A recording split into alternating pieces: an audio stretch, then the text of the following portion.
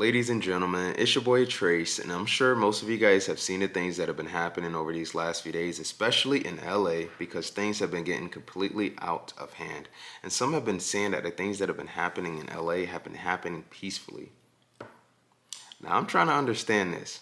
When is damaging properties peaceful? When is assaulting people peaceful? When is damaging vehicles peaceful? I seen an individual take pieces of a brick and was throwing them at vehicles as they were passing by.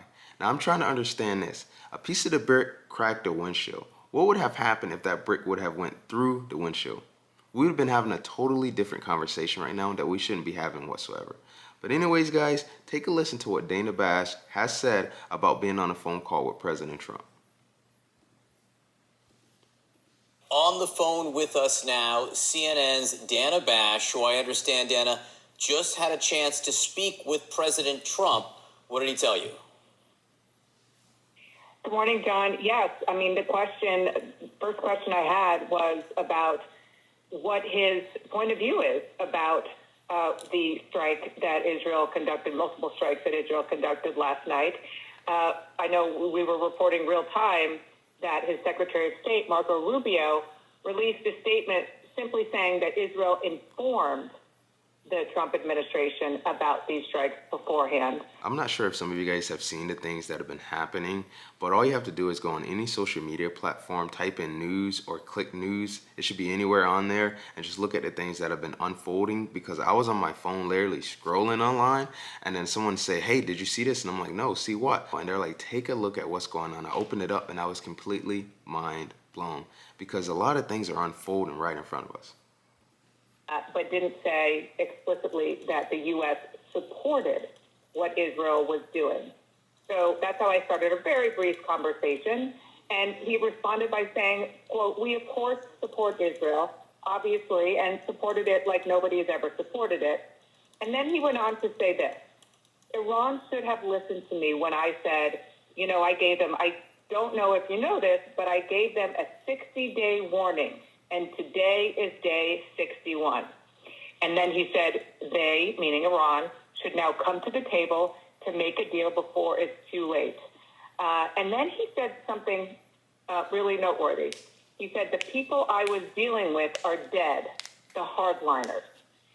To which I just wanted to underscore, so what you're saying is Israel has now killed the people who you were dealing with, and he said very sarcastically, they didn't die of the flu, they didn't die of COVID. It was a brief conversation, but my takeaway was twofold. Number one, they are really hoping that instead of escalating the situation, which is what most people, our terrific reporters and analysts you've been talking to all morning, believe is possible, even probable, he's hoping that instead of that, this forces Iran to come to the table. We'll see if that's going to happen. He also, he made clear he understands that it could escalate, but he is hoping now that Israel has done what it's done, that it takes another turn and de-escalates. We'll see. I wish that the things that were happening right now and everywhere, everybody just have peace, because there's just so much that's been going on over these last few days.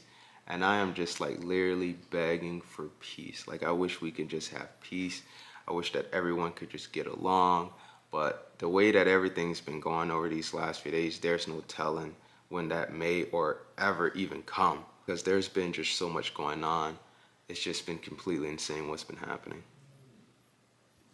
Like such an interesting conversation, though brief, and you hit on what seems to be emerging as one of the key questions here, especially based on what Secretary of State Marco Rubio said almost immediately after the attacks began, which was basically this was Israel acting unilaterally. It's one thing if President Trump says this morning that he supports Israel.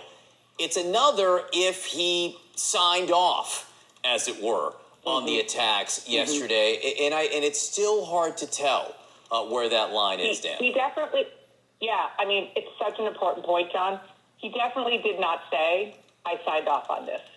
He said, I support Israel. We support Israel. We support Israel like no one has ever done before. And, obviously the whole sort of reason for this line of questioning, which you wouldn't normally ask of the Trump administration when it comes to the state of Israel, particularly that government, is because of that statement that Marco Rubio put out, but also because of the really important nuance here, which is the immediate concern for retaliation by Iran, not just against Israel, but against U.S. assets in and around the region. Yes, that was being brought up so much on X. I don't know if any of you guys follow me on X, but if you don't, all you gotta do is go on X, type in Tracetainment. You can follow me if you would like. But that has been something that was brought up because a lot of people are wondering what's gonna be happening over these next few days, weeks, months, because a lot of people are worried about what could possibly happen. And we didn't get, deep into that conversation at all. We didn't have time, frankly. I didn't have time, but that is why I, really wanted to push him on the notion of support for Israel.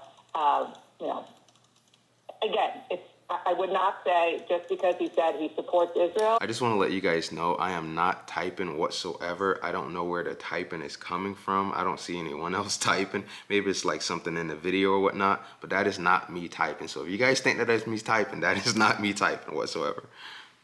That he is suggesting that he signed off on this strike that Israel launched last night.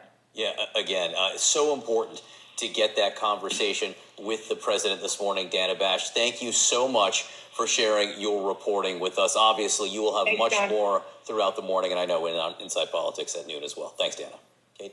All right, so we're also just getting you reporting in that Israeli Prime Minister Benjamin Netanyahu is set to speak to President Trump later today. That's according to an Israeli official. And also Netanyahu is expected to hold a situational assessment on Friday. That's the terminology that we were given from that official. The timing on both, unclear. So a lot more to come today and a lot more to come in just moments. Joining us right now is the former National Security Advisor to President Trump in his first term, John Bolton, who also served as U.S. Ambassador to the United Nations. It's good to see you again, Ambassador. I have a million questions, but first and foremost, what do you make of this first wave of strikes by Israel, how far they hit, and who they took out? Guys, let me know what you guys think in the comment section because I want peace. That's what I want. I mean, the things that are happening right now, things have been getting out of hand lately. I mean, like day by day by day, things have been getting out of hand all over.